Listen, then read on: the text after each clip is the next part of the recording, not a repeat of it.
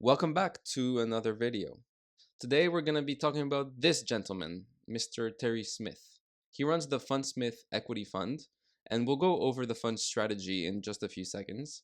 But Fundsmith basically finished their financial year in February and they published this 1 hour and a half long video. Today I want to boil this down to a few minutes and see if we can keep the main lessons and hopefully we can all learn something from this. So first off, what the heck is Fundsmith? Well, Fundsmith is a fund that invests mostly in global equities, so stocks around the world. And as for results, well, the fund has realized an annualized rate of return of 15.3%. So if we scroll here to the bottom, what this means is that from inception to basically today, Fundsmith has returned 593%. If we compare that to equities, which in this case would be the MSCI World Index, that has returned 357% over the same time period. So that's quite a nice beat for Terry Smith. The fund's top 10 holdings include Novo Nordisk, Microsoft, Meta, L'Oreal,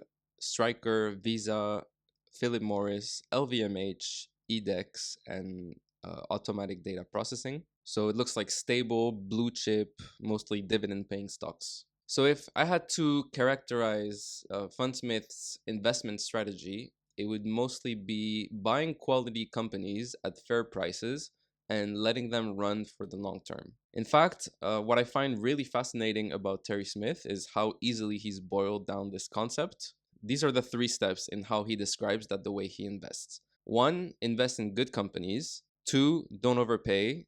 And 3, do nothing. Sounds simple on paper, but it's pretty hard to do in practice. Terry Smith's main metric that he likes to use to find quality companies is the ROCE, which stands for Return on Capital Employed. So companies that can return high ROCEs over time typically have moats, they probably have some type of competitive advantage, they're highly profitable, and basically they can use their assets really well to create value. So just going back to this performance, 15.3% per year since 2010, so over 14 years, is quite remarkable. Granted, Terry Smith's strategy of investing in quality mainly might have worked particularly well in this time period of low interest rates, because that's just what's worked. Buying quality companies, even for higher valuations, has worked way better than buying very cheap companies over this time period. But if you're familiar with my investment philosophy, you'll know that I think that this strategy is very robust and that it will work in many years into the future. Let's dive straight to the meat and potatoes. And in this first segment, Terry Smith talks about the performance of his various holdings, the biggest contributors and the largest detractors. So the holdings that perform the best and the holdings that perform the worst over the year. And let's see what he has to say about Microsoft. Microsoft, second best performer.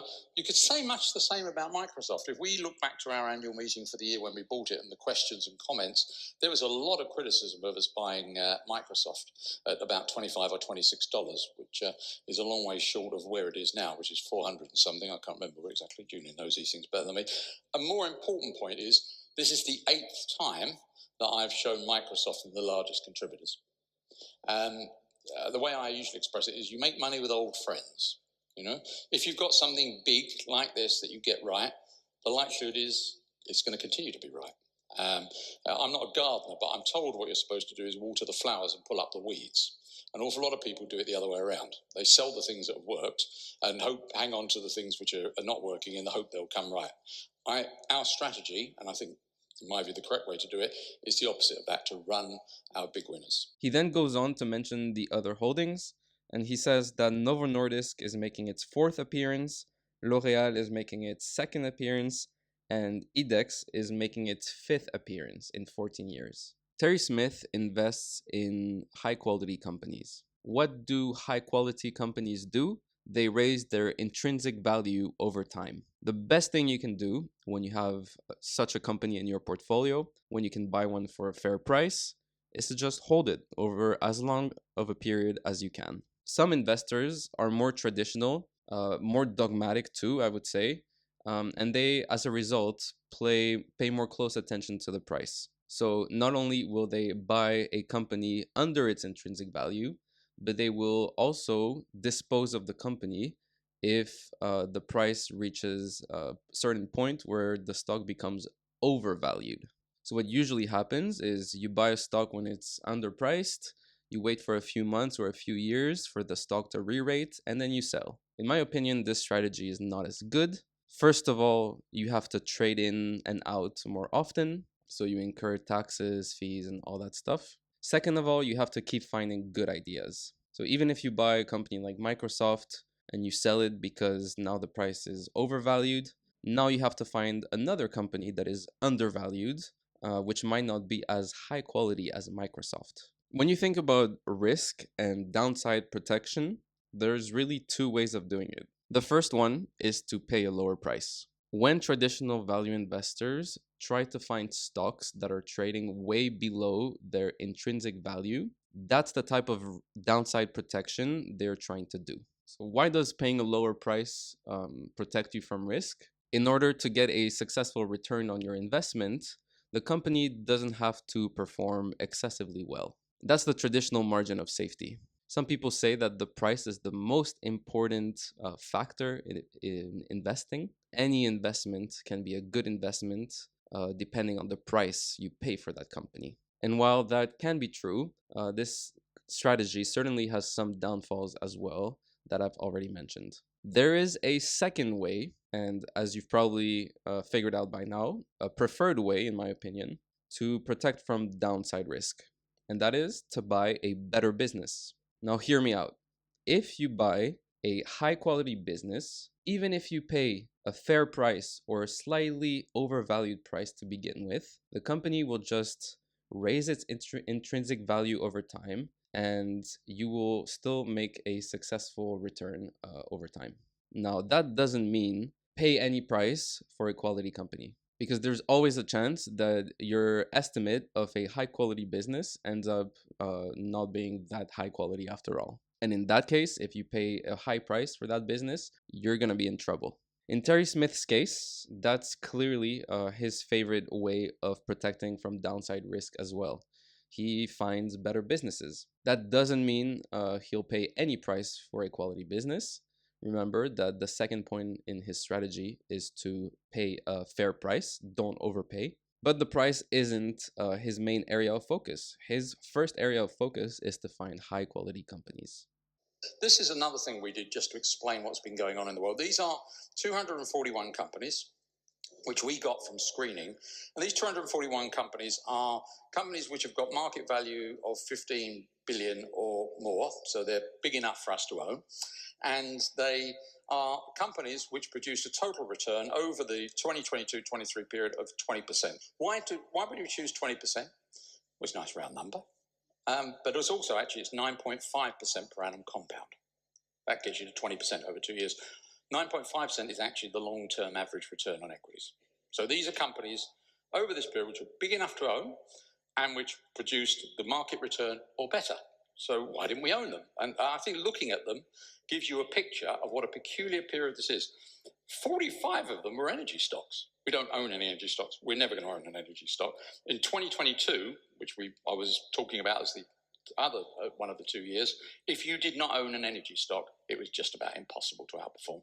Basically, I think to have performed well in terms of outperforming the market consistently across those 2 years, you would have had to own energy and an awful lot of other garbage, frankly, and then pirouetted, rather like someone doing a triple salto, into the magnificent seven, somewhere around about half point. And if you can do that, let me know, because we definitely can't do it, and we're not even going to try. What Terry Smith is saying here, I think, is that you shouldn't always compare yourself to the market, and also that even if you own very high quality companies, there will always be better performing stocks in the market in any given year. The last thing to say on that one is those businesses that you had to own to perform, those mining businesses and so on. This is the Stern Business School of New York University, publishes this table pretty regularly. And it's their examples of good and bad business. They define that in pretty much the same way that we do.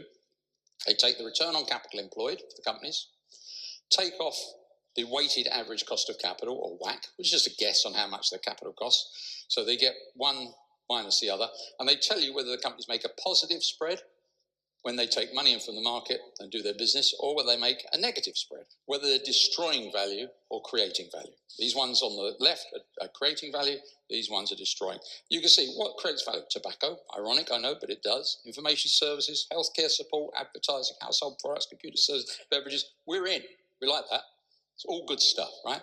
Over here, things that destroy value. Brokerage and investment banking, I'm shocked. Frankly shocked. Banks, you know what Julian and I feel about banks. Financial services, ditto.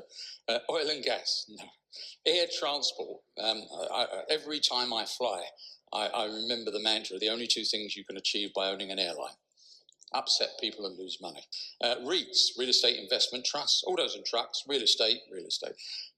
The thing about owning the things on the previous slide, most of which fall into those bad businesses, is this.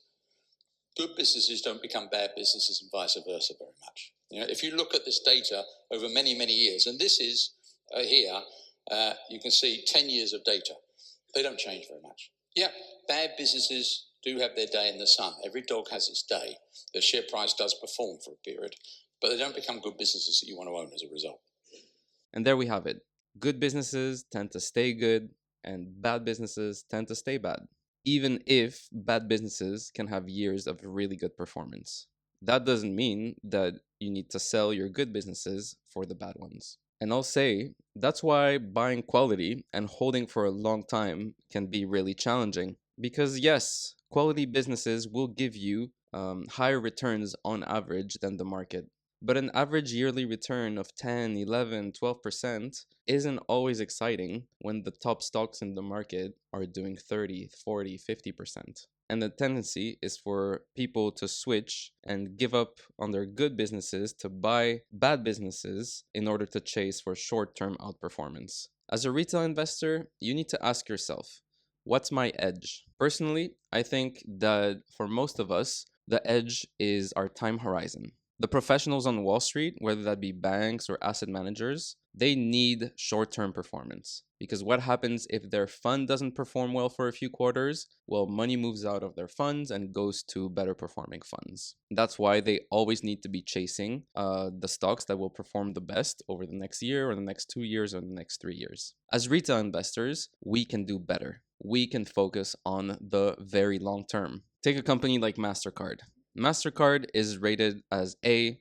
It has perfect scores on moat, profitability, and safety on rated A. MasterCard is a true compounder. The company grows its intrinsic value over time, has really high CFROI, and overall, it's very likely that over a 10-year period, this stock will outperform the market. But even a company like MasterCard can have horrible periods of performance. Take MasterCard stock from August of 2020 to October of 2023. Overall, with dividends included, the stock is probably flat or, up 1% or 2%. That's a horrible return over 3 years. If you were an asset manager and you got 0% returns over 3 years, your clients might start asking you questions. Why are you trailing the market by so much? After all, the market's been up 20% in 2023. As retail investors, we can exploit this. Once you're able to own a company like this for a fair price, all you have to do is wait and hold for the long term. Yes, it's very boring.